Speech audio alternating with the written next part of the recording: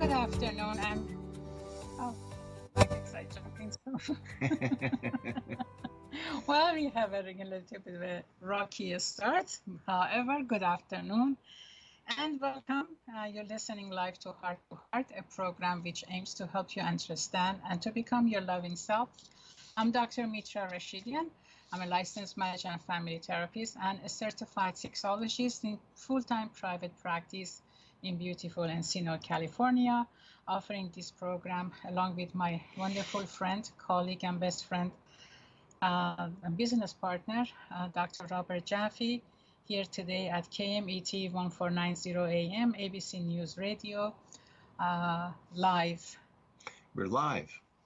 We're live and we're alive. We're live and we're alive. Thank God for that. So. Oh, I brought this too much into the picture. Oh, there we go. Okay. All right. Sorry about that. Okay. I guess I can bring this. But oh no, we can't. Okay. Okay. All right, I tried. All right, here we go. So welcome. I'm Dr. Robert Jaffe, also a licensed marriage and family therapist, certified hypnotherapist. And we are here today to talk to you about relationships, about love, and about how to be more loving and joyful every day of your life. We believe here that we are born into the world, the vast majority of us, as our authentic, loving, true selves. We come in with many qualities, a few of which are, we all come in curious, we all come in open, we all come in honest. We actually have to learn how to lie. We all come in sexual, very important part of us. And we all come in trusting that the world is going to take care of us. We have the ability to be calm. We have the ability to be emotionally connected with others. And we have the ability to be compassionate. And the more we are compassionate, the healthier we are and the healthier we make others' lives. Exactly. And I thank you for that introduction, and beautifully said as always.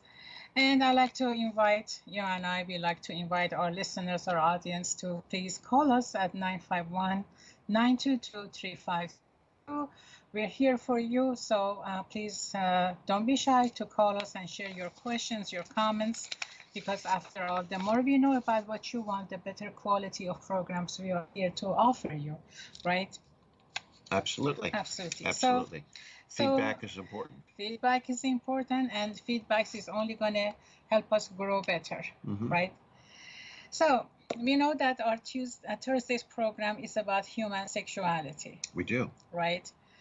And so we are in pandemic, and what I experience with my clients, it's really interesting that even though they are a group that they want to have sex, right, and they don't know what to do because of the COVID, situation, they are a group that they don't want to have sex.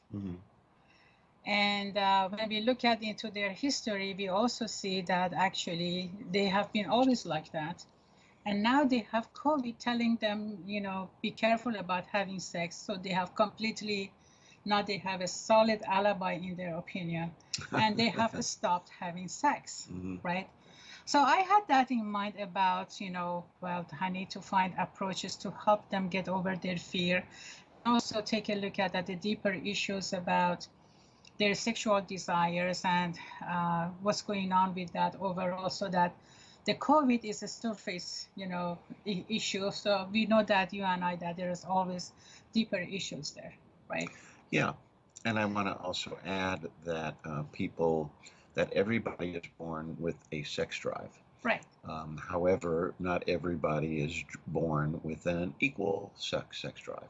Right. So there are definitely high desire people and low desire people. Low desire people. But low desire doesn't really mean no desire. Right. So if you are a low desire person, that's fine.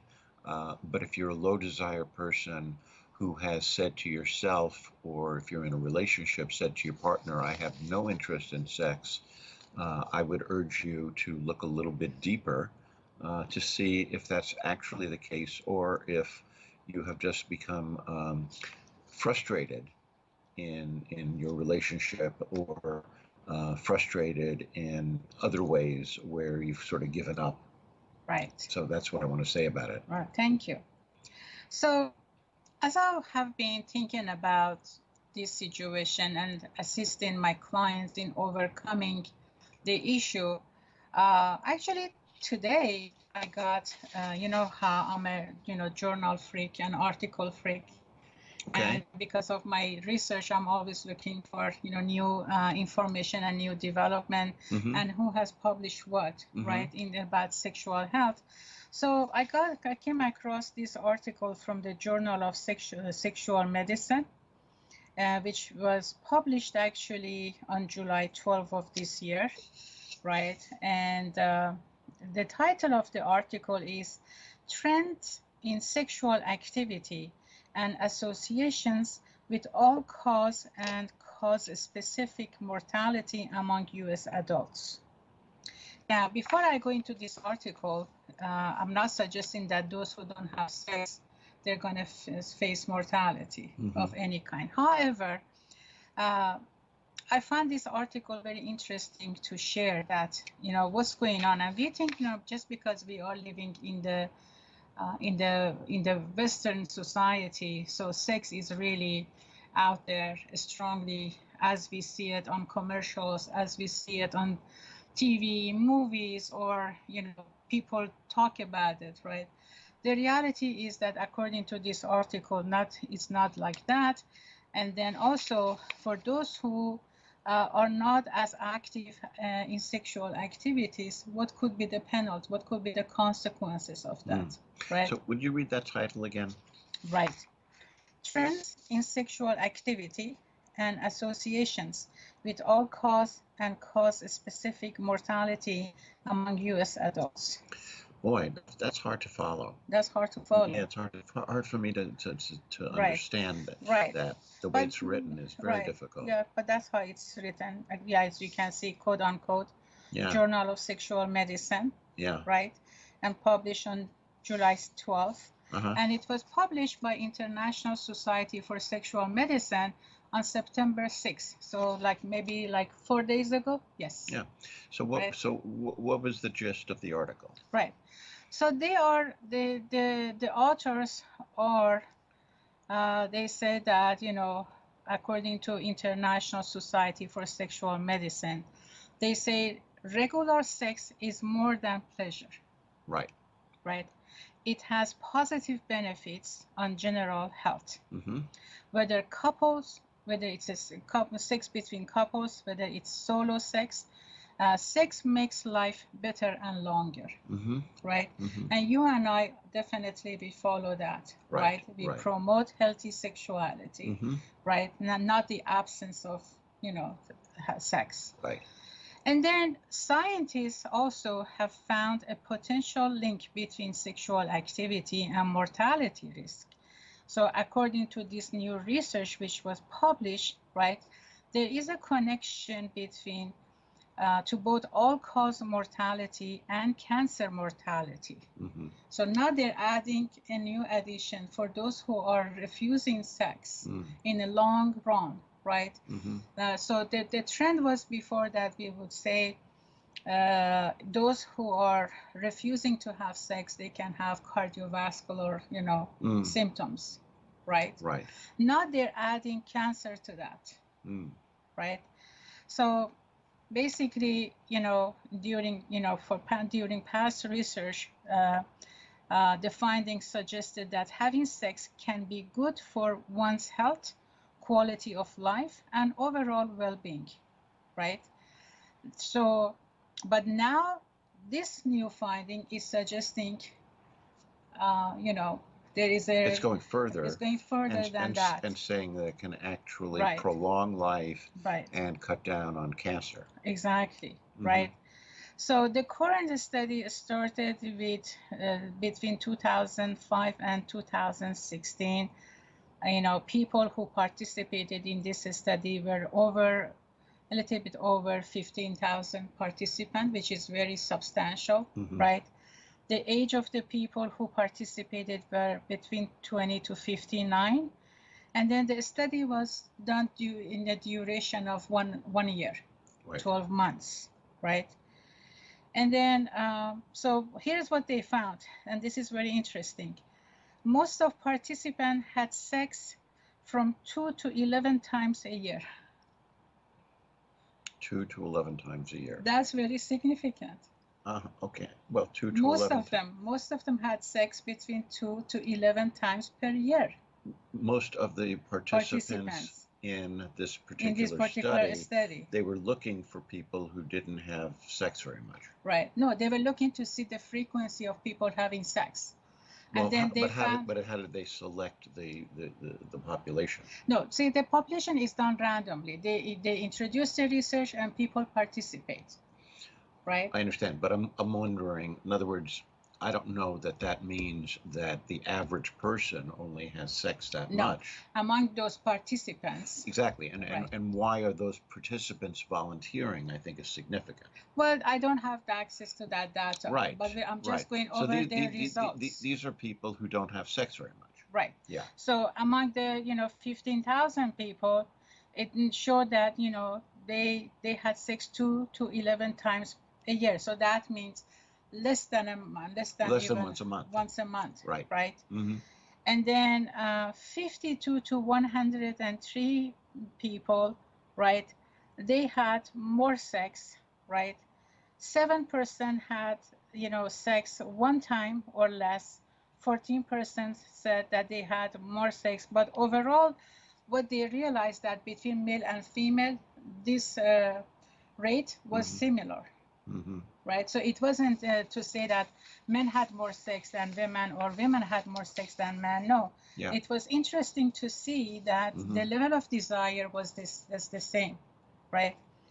And then they found out that those who had less sex altogether, not only they had cardiovascular problems among them, they also were signs of cancer in some of them.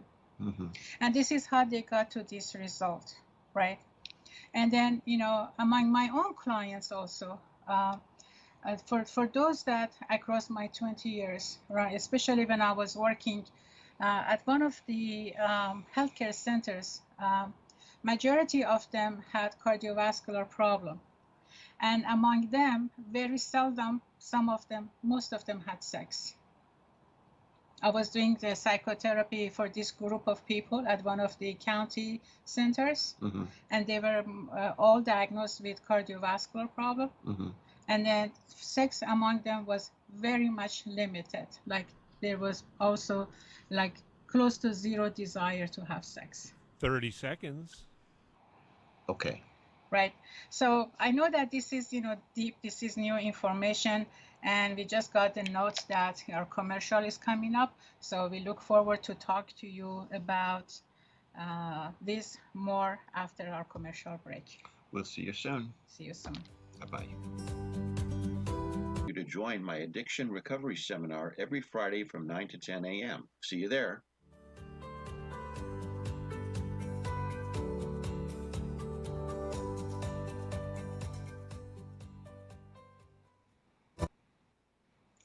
Hi, we're back to continue our show. Dr. Rashidian needed to take a break.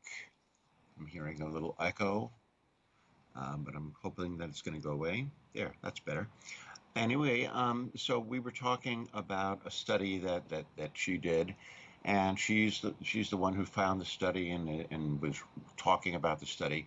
So I'm not familiar with that. So I'm going to just continue. And I'm going to switch the topic momentarily to shame and sex, because shame is a very debilitating feeling, and it affects not only our sexuality, but it affects our lives in many, many negative ways. Basically, what I want to say about it is that when we are sexual, we are in a very vulnerable place. First of all, we're naked. Right, most of us are not having our clothes on. Secondly, we are showing a part of ourselves that we usually keep private, and that is our sexual excitement. We don't usually show that to other people. It's a very private affair. And so when we're having sex with another person, usually we're interested in making a good impression and to give our partner a great experience. And this is true whether we're having sex with that person for the first time or we've had many encounters together. Um, so how do we negotiate, getting pleasure for ourselves and giving pleasure to our partners? And that's a big that's a big question that most people struggle with. Um, it it's very interesting that sex is seen often as a me or you experience rather than an us experience, that we are doing this to create a synergy of feelings that transpire between the two of us that actually are bigger than just one or the other of us. Um, what we're wanting, of course, when we're having sex is to feel pleasure and also to cultivate a sense of connection and intimacy. But oftentimes, because there's so much shame attached to it, um, we subconsciously decide to only please our partner, or we decide to only please ourselves. And when we do that, of course, sex starts to lose its energy and it begins to fall flat. Um, we can't really underestimate the impact of the many cultural do's and don'ts uh, that that we get from our society about what's okay sexually and what isn't okay sexually, how we should be and how should we act when we are feeling sexual and when we are engaging in sex. Um, I know that many times for women, when they talk about sex or having sexual feelings or expressing their sexuality, um, they express it very timidly with each other. Of course, there's exceptions to this, but many times women, when they're discussing amongst each other's sexuality, they're not very specific. They don't talk about how good or how bad they feel during sex, and it's very very confusing to themselves as well as to their partners, uh, whether they are actually, in fact, engaging in pleasurable acts for their partners or for themselves. These messages that men and women have been given, but especially women, I think, um, have uh, have been handed down since early childhood, and it affects us throughout the rest of our lives. What are some of the messages, right? So, one of the messages for women, of course, is you don't touch yourself, or you don't let a boy touch you down there. And those kind of messages are societally pretty ubiquitous in many societies, including in the United States. And then it becomes very difficult for the woman when suddenly she is expected to be sexual on her wedding night or after her wedding night, to suddenly let go of all those prohibitions that have been given to her. And so then she feels very shy. She feels very embarrassed often, and comes in with a lot of shame and guilt uh, about about her own sexuality, about her own sexual needs, her own sexual desires, and her own sexual behaviors. Um, Oftentimes, women, and now especially in other cultures, such as in closed cultures, such as Middle Eastern cultures, women have been shamed about their body. This happens in the United States as well, and so women many times feel embarrassed to show their naked body to their lover, and when that happens, of course, it puts kind of a cloud over sexuality. And what we're trying to do is learn how to relax that. How do the opposite of shame and guilt is openness and relaxation.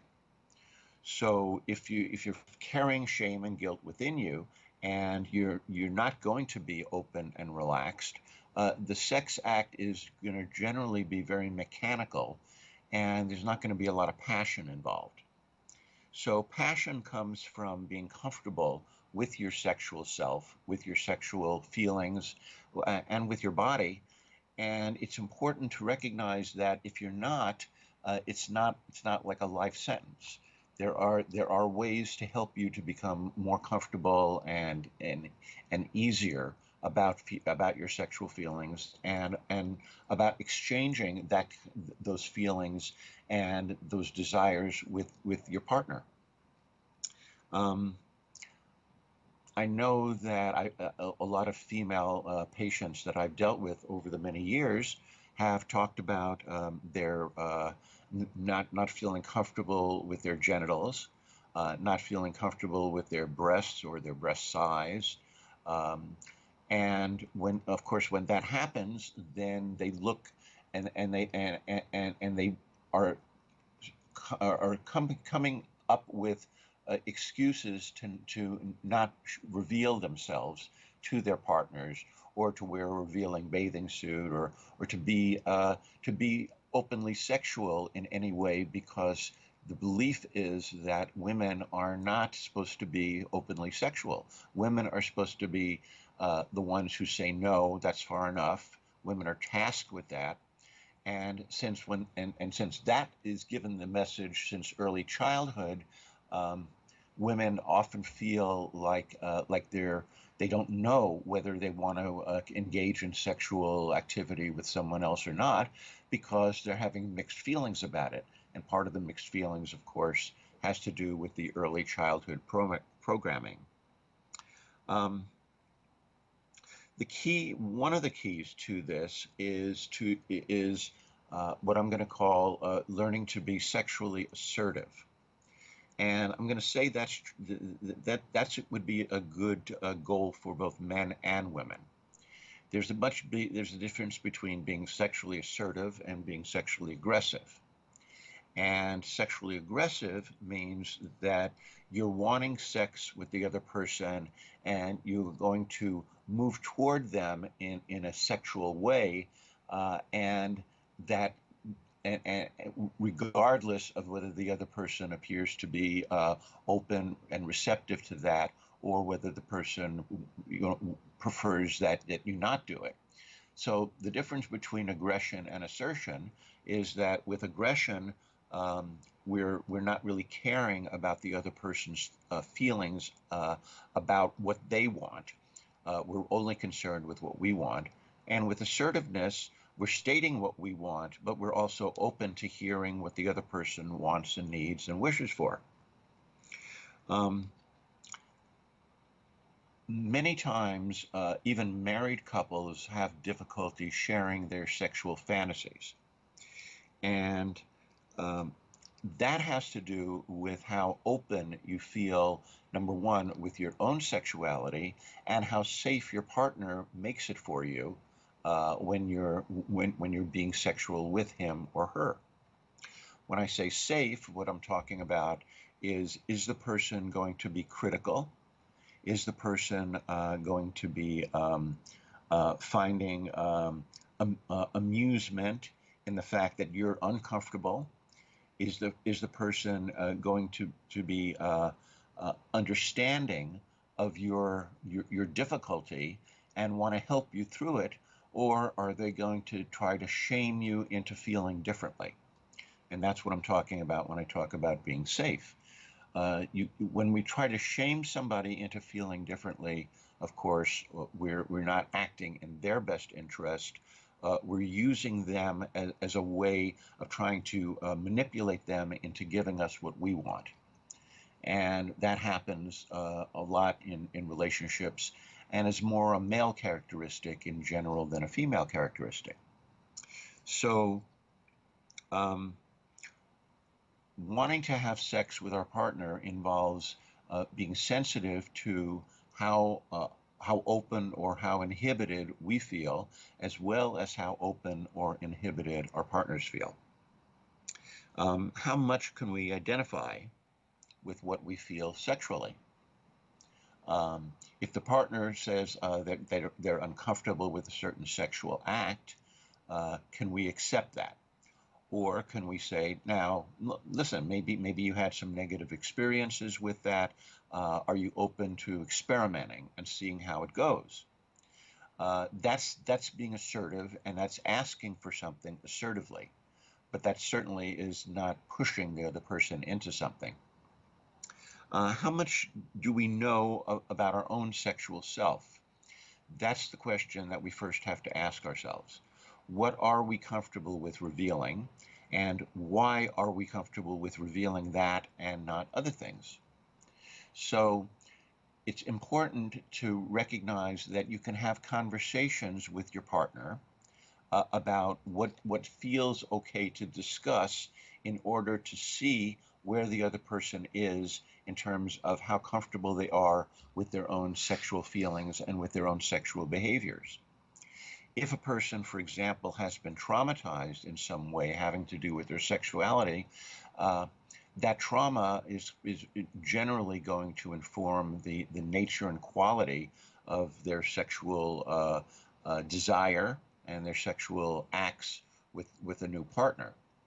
And when that happens, the new partner can either say, "Well, this is you are obviously injured, and I'm going to kind of sit back and wait for you to fix yourself," which is taking an approach of, "Oh, you're damaged goods, and you got to fix yourself in order for me to be interested in you." Or the partner can say, well, if that's the case and you've had some negative sexual experiences, maybe we can get some help either through books, or maybe we can get into some marriage counseling or sexual counseling and discover, what the two of us can do to help facilitate your healing in this so that we can both have a happier relationship.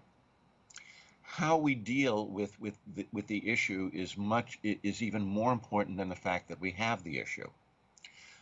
We are all sensitive to the other person's body language, facial expression, voice tone, and the words that they're using in order to get the full meaning of that person. And if somebody, and what I was working with a couple last night, and I was talking about the fact that if your partner is seeing something in you and you're not aware of it, you can either be defensive about it, or you can say, well, I'm not aware of it, but that doesn't mean that what you're seeing is wrong. And if what you're seeing is accurate and there's truth to it, I want to find out about it, because if it's something that I'm expressing subconsciously through my voice tone or my body language or in some other way, and it's not really the message I want to be giving to you, I want to learn how to give you that message in a way that makes sense to you. And I think communication in that way is very, very important and very effective when it happens. Um, Shame, again, when someone has been sexually abused, I'm going to go into that a little bit right now. When someone has been sexually abused, there's a power dynamic, meaning that the person has felt powerless, and the other person has felt powerful at the expense of the person who's feeling powerless. And when somebody experiences that, sexual shame comes up because you feel as though you can't object, and you feel as though you can't protect yourself. And when you feel like you can't object and you feel as though you can't protect yourself, it's unfortunately very, very injurious to your sense of self and your self-esteem. So anytime that somebody has experienced some negative sexual experiences such as unwanted touch, such as someone exposing themselves, such as, of course, a molestation of any kind, touching the person sexually to excite them and to excite the person that's touching them. Those feelings are stored in the unconscious and usually come out later on behaviorally with the person that they are trying to have a good relationship with. 30 seconds. And what I want to share about that is that it's important for you to recognize that those things can be overcome. It's important for you to understand that that just because you've had a negative experience or many negative experiences, you're not damaged for life. And I want to talk about this a little later on when we come back. So we'll see you soon. Every Friday from 9 to 10 a.m. See you there.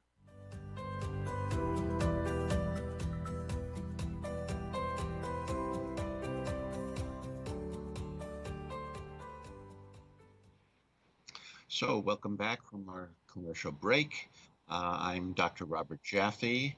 My partner, Dr. Rashidian, had to take a break, so I'm going to be with you for the rest of the show.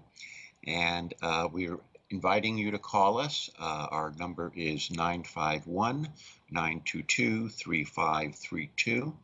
Again, 951-922-3532. We're inviting you to call us because we're interested in your comments, your questions, your observations, and your feedback. And any question that you could ask us that would be online. We're not going to ask even, I mean, you don't even have to give us your name. You can just call and say, hi, I have a question. That's fine. You don't have to reveal who you are if you don't feel comfortable. But the reason we're asking you to do that is because any question that you have, usually there are many, many people who are listening who have had the same question and for whatever reason don't have the ability to call in and to ask. And so you can help educate the person and help the person also feel less alone. That's a lot of what we struggle with in our society is aloneness and loneliness. And so when we're on the radio and we're listening to other people and we hear other people responding, we feel like, okay, I'm not alone out there. It's very important. So we're moving on to sexuality, shame, and how our sexual shame affects our relationships. And we mentioned before that sex is a very vulnerable feeling, and that we need to feel comfortable within ourselves to talk about our sexuality in a way that is that is soft and matter of fact, and without excessive embarrassment or shame, in order to feel comfortable with that all important aspect of our personality.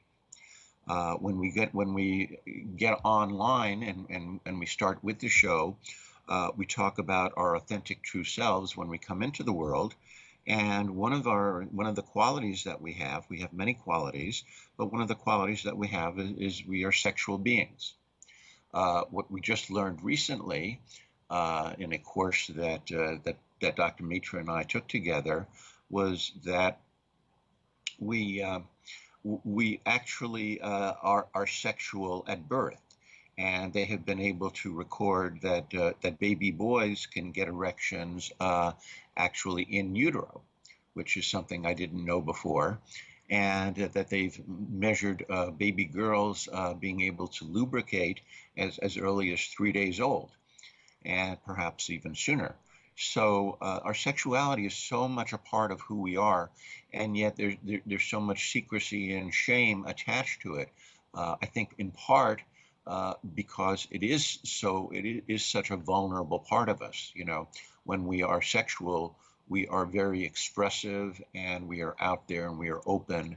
And if we've experienced a lot of criticism or shame in our lives, being open and vulnerable is not something that we even aspire to consciously, although it's vital to have if you want intimacy in your relationship. So a lot of sexuality comes from religious prohibitions that are put on it, and so there are religions that limit how you are supposed to have sex, and in what ways sex is okay, and in what ways sex isn't okay. And I'm not going to sit here and talk down about religions, except to say that oftentimes what religions talk about in terms of what's okay and what's not okay is contra to the latest scientific research that we know about what sex does to our bodies, and what sex does to our emotions, and also what sex does to our health. What we have learned scientifically is that sex is a positive thing, and that means masturbation as well as sex between partners, and that as long as it's done with the consent of both partners, or of course with your own consent, if you're masturbating, you've got that right. And as long as that's happening and there's joy attached to it, that it's a very healthy activity. And so I don't want to say much more about that, except to say that's our view now, because now science is backing us up. We have shown that that lack of being sexual can impact our physical health and our emotional health in very powerful ways. So um, let's go back to let's see, where do I want to continue? So I'm going to ask you some questions, and then those questions I'd like you just to self-reflect. If you want, you can write them down and then think about them later on if you don't want to right now. But we're talking a lot about how sex and shame are bad mixtures. It's poisonous. When you have shame attached to it, it inhibits you from enjoying sex, oftentimes even inhibits you from wanting sex or wanting to enjoy sex. And so shame is something that we get from cultural do's and don'ts about our bodies, and about what's okay for men, and what's okay and what's not okay for men, and what's okay for women, and what's not okay for women. Women have had the responsibility in most cultures of holding the sexual crucible, as it were, by them being responsible for whether or not sex occurs.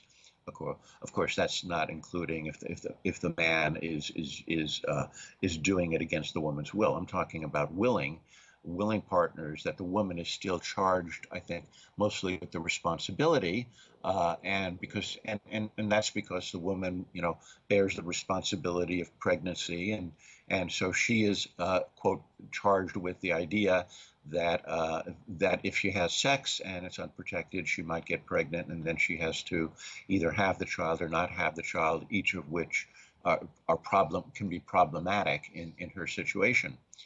So I'm going to say that that's an old way of looking at things, and I understand why it was created.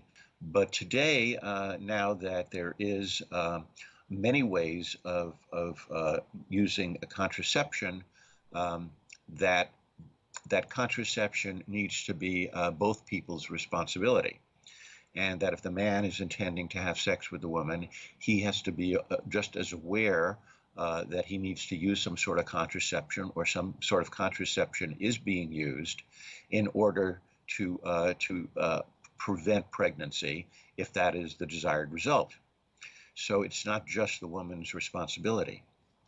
Um, when shame is connected with sex, um, and people feel that sex and shame are kind of united, they feel as though their sexuality is actually toxic, because they don't recognize that they have been feeling as though there's something wrong with sex, uh, because they have been programmed that way, and that programming can be intentionally or unintentionally, because a lot of the programming that we get are sights and sounds that we see on television, that we see in the media, that present women as objects, as objectified, and so and as desired, that women are desired, and that men in some way are helpless in the face of a woman's desirability. And of course, that's frightening to women who think of who recognize that, oh, well, I don't want to give out that message. I know my daughter, who's now, an older adult, but when she was going through teenage years, she would come in to my wife and myself and dressed in a certain way, and she would go, "Do I look too slutty in these clothes?" And so, at that age, of course, she was actually conscious of it, and she didn't look slutty, but she was concerned that she would, which is, I think, every woman's concern, right, as she's growing up, that she's not going to be too, quote, slutty or too provocative, because it's shameful on her part, and she's giving the wrong message to guys. And so again, it charges women with the responsibility of male sexuality, of men not being able to control themselves. Whereas, of course, not of course, because some people believe that, but it isn't true. Men have their own ability to control themselves and need to be in control of their behavior towards everyone, but especially towards women, because they recognize that women have been struck with, given a lot of sexual shame throughout their lives, and as a good person, you don't want to add to it. We have a term in psychology we call it toxic shame, and toxic shame toxic shame basically is a very powerful form of shame, where the person feels so ashamed that they repress most or all of their sexual feelings, and so they can oftentimes engage in sex. This happens often if there's any kind of sexual abuse or molestation. They can engage in sex, and actually sometimes are even orgasmic, but often do not enjoy the actual physical pleasure of having sex. So toxic shame comes again from many cultures, and not only does it affect our sexuality, it also affects our own individual self-esteem and affects our sense of confidence in ourselves. And that, of course, takes us into our own families, our workplace, and our free time, when we're carrying that negative sense of who we are, because deep down we feel ashamed of that aspect of us, which, as I said before, is a very powerful and always present aspect of us, which is our sexual selves. If you do feel that you have sexual shame, or if you feel like your partner is struggling with that, it's important to address it. And you can address it by being sensitive to it and asking questions of yourself or of your partner, asking, do you feel really comfortable? You can use the word comfortable. Do you feel comfortable being naked in front of me? Do you feel comfortable when I touch you this way? Do you feel comfortable when we're having intercourse? And if the person hems and haws for a moment, you can recognize that as the person may be struggling with not wanting to express the truth that they have, which is sometimes yes and sometimes no, or maybe no, I don't, but I also don't want to tell you because I don't want you to think that I'm defective, and I want you to be happy with me. So it's important to be very sensitive when we're asking our partners this, and also to be very honest when we're investigating our own sensitivities. Why do I have, such a negative feeling about oral sex, for example? Or why do I have such a negative feeling about showing my genitals or showing my body part, that part of my body, to my partner? It's important to investigate what negative experiences you may have had throughout your childhood. 1 minute.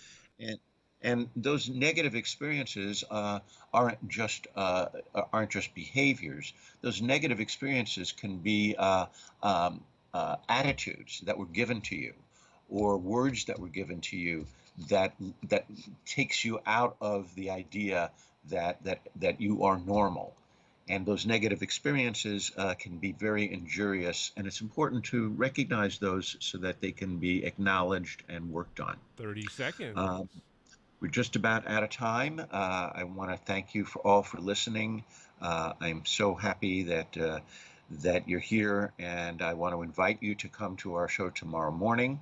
Our show is at 9 o'clock in the morning, and it's about addiction, and it's about spirituality, and it's about codependency and relationships from 9 to 10. Hopefully we'll see you there. And remember, all you need is love. Bye-bye.